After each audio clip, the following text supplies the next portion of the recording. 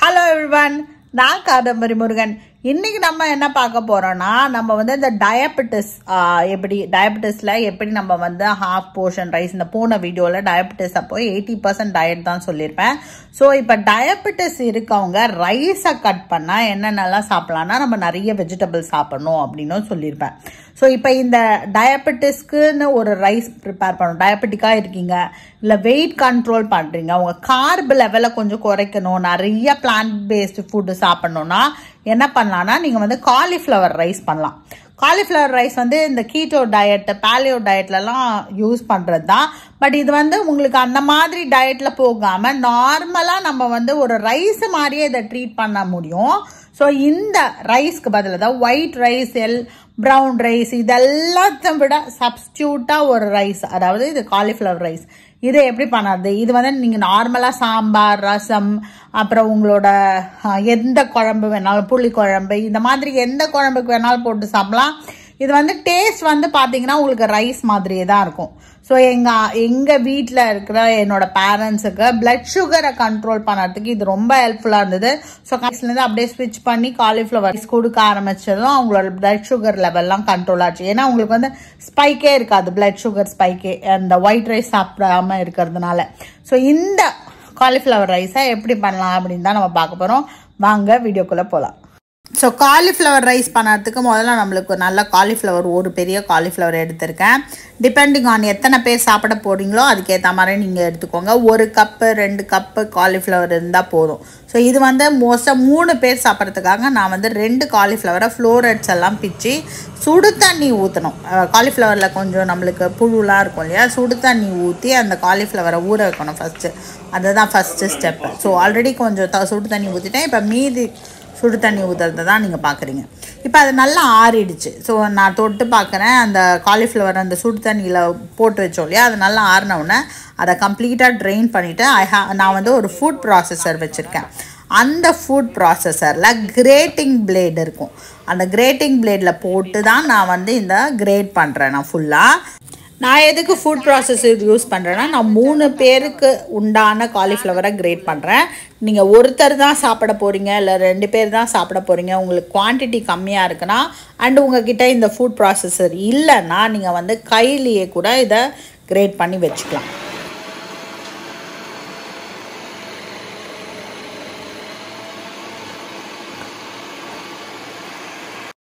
So இந்த grating பிளேடை நான் remove பண்ணிவிட்டு கம்ப்ளீட்டாக நான் ரிமூவ் பண்ணிடுறேன். ஸோ இது முடிஞ்சிருச்சு. கிரேட் பண்ணி முடித்ததுக்கப்புறம் கீழே கலெக்ட் ஆன இந்த கிரெயின் பார்த்திங்களா, நல்லா கிரெயினியாக இருக்கும். இந்த மாதிரி கிரேட் பண்ணிங்கன்னா உங்களுக்கு பார்க்குறதுக்கு வந்து ஆல்மோஸ்ட் பார்க்க ஒரு ரைஸ் மாதிரியே இருக்கும். இப்போ இதை வந்து தட்டில் கொட்டினதுக்கப்புறம் என்ன பண்ண போகிறோம்னா, நெக்ஸ்ட்டு ஸ்டெப் என்னென்னா, இதை வந்து நம்ம குக் பண்ண போகிறோம். ஸோ மொத்தமாக இதில் இந்த மாதிரி கொஞ்சம் கொஞ்சமாக கிரேட் பண்ணி இதை கலெக்ட் பண்ணி வச்சுட்டு ஒரு ஸ்டவ்வை ஆன் பண்ணி சும்மா ஒரு பாத்திரம், தட் இஸ் ஒரு நல்லா வாஷ் பண்ண ஒரு பாத்திரத்தை வச்சுருக்கேன் ஒரு சாட்டே பண்ணுறதுக்காக. இப்போ இந்த காலிஃப்ளவருக்கு நம்ம ஆயிலோ எதுவுமே போட போகிறோம், ஆயில் போடவே போடுறதில்ல, சுத்தமாக ஆயில் கிடையாது. ஸோ வெறும் அந்த பாத்திரத்தில் கொஞ்சம் தண்ணி இருக்குது. ஏன்னா அந்த பாத்திரத்தை நம்ம வந்து வாஷ் பண்ணியிருக்கிறதுனால இருக்கிற தண்ணி இதில் வந்து நம்ம காலிஃப்ளவர் ஃபுல்லாக போட்டுற போகிறோம். காலிஃப்ளவர் போட்டதும் கேஸை வந்து சிம்மில் வச்சுருங்க. அந்த ஃபுல் ப்ராசஸும் சிம்மில் தான் குக் ஆக போகுது. காலிஃப்ளவர் ஃபுல்லாக போட்டதுக்கப்புறம் நம்ம வந்து கொஞ்சமாக இந்துப்பு, அந்த pink salt, Himalayan pink salt இருக்கேன், அதை வந்து நம்ம ஒரு இடத்துல போட்டுட்டு, நான் வந்து ஜென்ரலாக மிக்ஸ் பண்ண மாட்டேன், நான் கொஞ்சம் அப்படியே வச்சுட்டு மூடி வச்சுருவேன். அடுத்தது ஒரு ஸ்டீம் வந்ததுக்கப்புறம் தான் நான் யூஸ்வலாக மிக்ஸ் பண்ணுவேன். நெக்ஸ்ட்டு ஸ்டெப் வந்து நம்ம தட்டு போட்டு இதை மூடி வச்சிடறோம். ஸோ இதிலேருந்து ஒரு ஸ்டீம் வரணும். கொஞ்சமாக ஸ்டீம் வந்ததுக்கப்புறமா நீங்கள் வந்து இதை நல்லா மிக்ஸ் பண்ணி விடலாம். கொஞ்சமாக தண்ணி விடலாம். நான் வந்து கொஞ்சமாக அந்த வாஷ் பண்ணி கொஞ்சமாக தண்ணி, லைக் ஒரு 1/2 டம்ளர் தண்ணி விட்டால் போதும். ஸோ இப்போ கம்ப்ளீட்டாக மூடி வச்சாச்சு. மூடி வச்சதை பொறுமையாக திறந்து பார்த்தோன்னா, ஸோ இப்போ வந்து ஓரளவுக்கு அது குக் ஆகிருக்கும் பாருங்கள். கலர் லேசாக மாறி இருக்கும். ஸோ ஆனால் நம்ம போட்ட உப்பு அப்படியே தான் இருக்குது. ஸோ இந்த ஸ்டேஜில் தட் இஸ் கொஞ்சம் நல்லா ஆவி ஸ்டீம் வர ஆரம்பிச்சிருச்சு. ஸோ இப்போ வந்து நம்ம வந்து நல்லா அதை கலந்து விட போகிறோம்.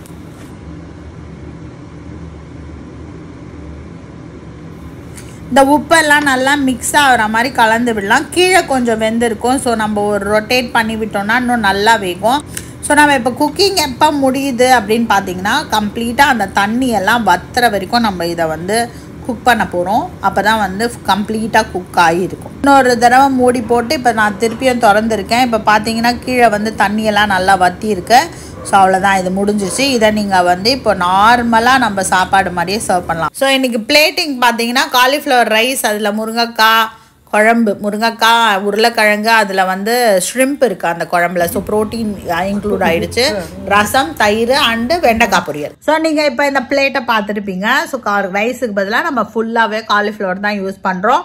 அண்ட் இன்னொரு பொரியலும் பண்ணியிருக்கேன், அந்த வெண்டைக்காய் பொரியல் பண்ணியிருப்பேன். ஸோ இது ரெண்டும் சேர்ந்து பார்த்தீங்கன்னா உங்களுக்கு ஃபுல்லாகவே வந்து நீங்கள் இதில் காய்கறி தான் நம்ம மெயினாக சாப்பிட்றோம். காய்கறி தான் நிறைய இருக்கும்.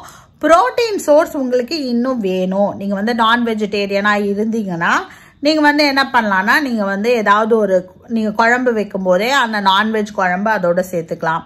நான் பண்ணது வந்து நான்வெஜ் குழம்பு தான். ஸோ அது வந்து அதில் வந்து கொஞ்சம் நான் எறா போட்டிருக்கேன், ஷ்ரிம்ப்பு போட்டிருக்கேன்.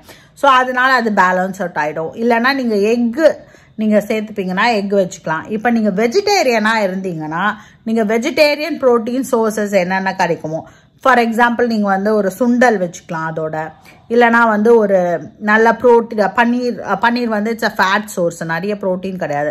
சோய் சங்க்ஸ் வச்சுக்கலாம். அந்த மாதிரி ஏதாவது நல்ல ப்ரோட்டீன் சோர்ஸாக நீங்கள் வச்சுக்கிட்டிங்கன்னா அது ஒரு கம்ப்ளீட் பேலன்ஸ்டு ஃபுட்டாக மாறிடும்.